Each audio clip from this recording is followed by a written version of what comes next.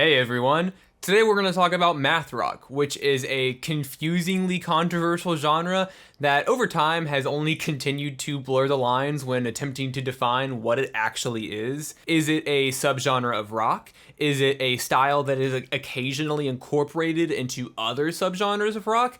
Is it a meta genre, whatever that is? Or is it simply Midwest emo with a shiny coat of pretension plastered on to further confuse things? Well, I don't have the answer to any of those questions, and I doubt that one day we will come to a collective agreement on an answer for them, because math rock as a label really does encompass so many different bands and sounds that it would be hard to pinpoint defining traits that could be applied to all math rock bands across the board. I really enjoy a lot of math rock bands, but I would say that I'm a casual listener, and I'm not really qualified to determine the qualifications necessary to define it. It could be said that math rock started with King Crimson, although some of you would argue otherwise. But even if we have an agreeable origin for the genre, we're gonna call it a genre just for convenience sake. We're gonna go with that for now. It has branched off and resulted in a wide scene of Midwest emo, progressive rock, post-rock, and 100 different subgenres that only exist because of RateYourMusic.com.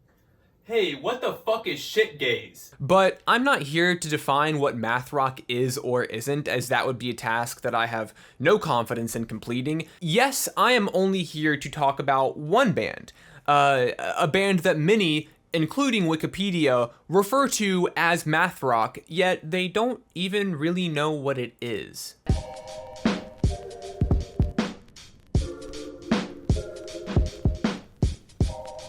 Trico is a Japanese math rock band that was formed in the historical and cultural city of Kyoto on September 1st, 2010. The band develops an unusual and distinctive sound that consists of harmonization of pop and emotional vocals with a complex rhythm. The members are not familiar with math rock, and such harmonization is not created on purpose. Oh, cool. Wait, what? Trico is a Japanese math rock band consisting of vocalist and guitarist Ikumi Nakajima, guitarist Motoko Kida, bassist Hirami Sagane, and drummer Yusuke Yoshida. I have been listening to Trico for a few years now. Their 2018 Audio Tree session blew me away when I first heard it around 2020 or so, and since then I have been a regular listener of the band's music. On the Boom, 1819, and Potage from that session especially caught my attention with blends of complex yet tasteful chords, swirling vocal harmonies that combine but also do their own thing, bouncy drums that feel skillfully crafted for any time signature, slick and poppy riffs that blend beautifully into this intricate sonic palette of oh my god, I fucking love it. Their persistently energetic and complex arrangements are technical and experimental enough to appreciate, but are also poppy and fun enough to enjoy. It wasn't until a little bit after I found that session and I became familiar with the band's music that I found that little bit of information in their Spotify biography, and I thought to myself, how is a band that is so clearly defined by the complex experimentation of melodies and time signatures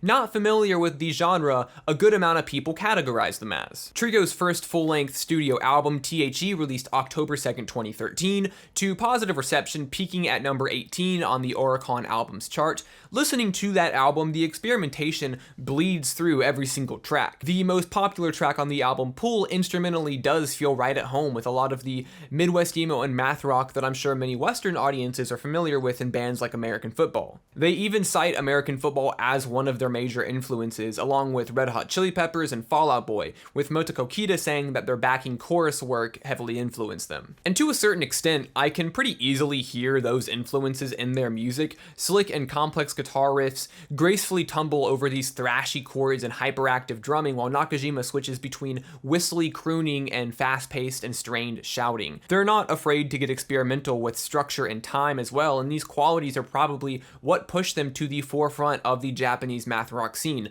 despite Trico themselves rejecting that label in favor of a more nuanced and freeform classification. So pedanticism on the matter of genres is only going to get us so far, and it opens up the polarizing conversation of interpretation versus intent. Because if Trico claims that their music is not math rock, even going so far as to state that the sonic complexity and technical aesthetics of their music isn't even done on purpose, is it fair to even put them into that box in the first place? In a 2021 Bandwagon article on the band, Ellie Lau observes this dichotomy and says, Ultimately, unlike the calculated aesthetics of math rock, spontaneity underlies the Japanese quartet's creative philosophy. I think that Lau provides a compelling argument here to help us shift in a more productive direction while attempting to classify Trico's sound, because I think that this bubbly and energetic rock band from Japan opens up a much broader and important conversation about music as a whole. Because if you listen to Trico and after studying their song structure, musical influences,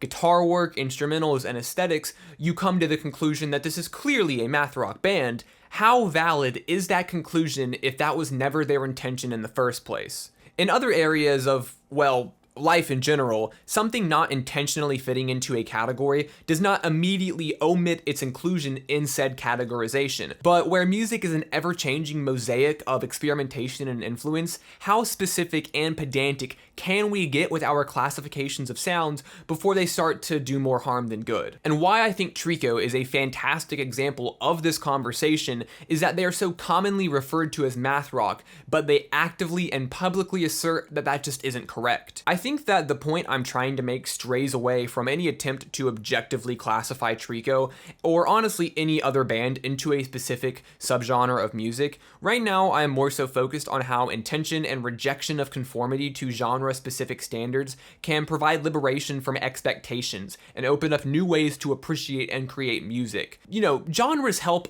a lot.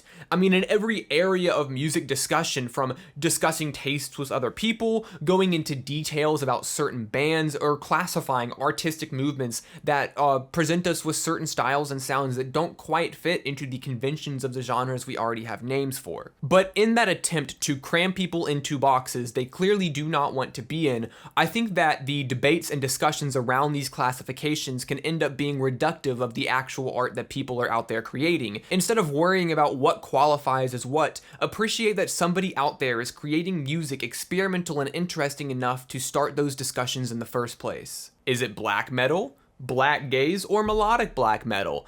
It's fun. It's fun to have these discussions. I enjoy having them myself. I enjoy going into detail and using words that I have learned can be applied to certain sounds and things. It's a lot of fun. Just don't forget that at the end of the day, no matter what you call your favorite music, it fucking rocks. So with that, Trico, keep rocking. Math rock, I hope that we one day decide what you actually are. Bye.